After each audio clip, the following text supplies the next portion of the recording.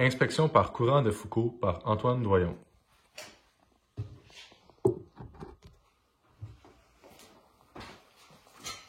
Qu'est-ce que c'est? Dans le fond, ce type d'inspection est utilisé sur les pièces métalliques, donc en acier ou en aluminium, et sur les pièces en composite. Ce type d'inspection permet de détecter les dommages de surface et les dommages sous la surface.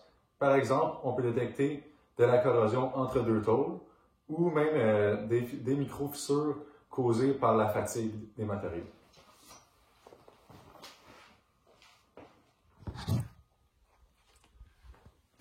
Donc, ici, voici quelques avantages et quelques désavantages de l'inspection par courant de Foucault. Premièrement, quelques avantages. Plusieurs types de défauts qui peuvent être détectés. Donc, on peut détecter les défauts de surface et ceux, dans le fond, sous la surface. En deuxième, simple préparation, ce qui veut dire qu'il n'y a pas une grande préparation de surface pour les pièces. Ensuite, quelques désavantages. Seulement les matériaux conducteurs, donc ce type d'inspection est restreint aux matériaux qui sont conducteurs. Et belle finition et rugosité qui va être nécessaire pour effectuer ce type d'inspection. Donc ensuite, ici, je vais vous présenter un petit vidéo. Donc, juste pour vous guider un peu. Dans le fond, la plaque qu'on voit ici, elle sera inspectée et elle a un trait dans le fond de scie, dans le fond, qui est juste là. Et dans le fond, un courant sera induit dans la pièce à l'aide de la bobine qu'on voit juste ici.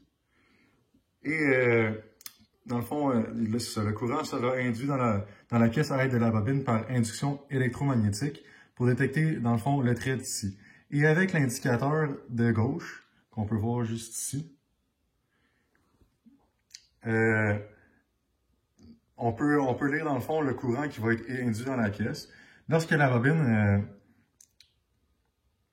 se trouve sur une surface identique ou qu'il n'y a pas de dommage, le courant va rester le même, mais lorsqu'elle va arriver au dommage, dans ce cas-ci, le trait de scie, qui est dans le fond le dommage qui est le trait de scie juste ici, le courant, il va varier dessus l'indicateur de gauche. Donc, on va voir ça dans la vidéo. Donc, on peut voir que quand il arrive dessus le dommage trait de scie, dessus l'indicateur, le courant, il varie. Et quand il revient à une surface plane, le courant redevient le même qu'il était au départ. Donc, ensuite,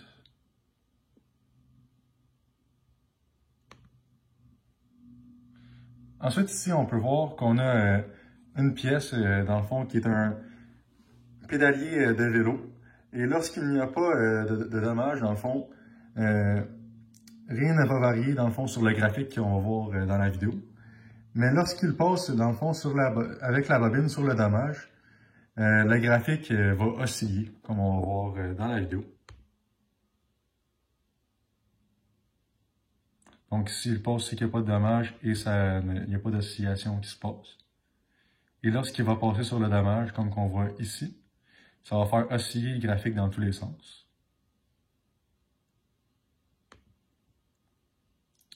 Donc, ensuite, quelques exemples qu'on utilise pour l'inspection par courant de Foucault. Ça pourrait être, par exemple, inspecter les pales d'un moteur à turbine et pour savoir, dans le fond, s'il y a des dommages de surface ou sous la surface.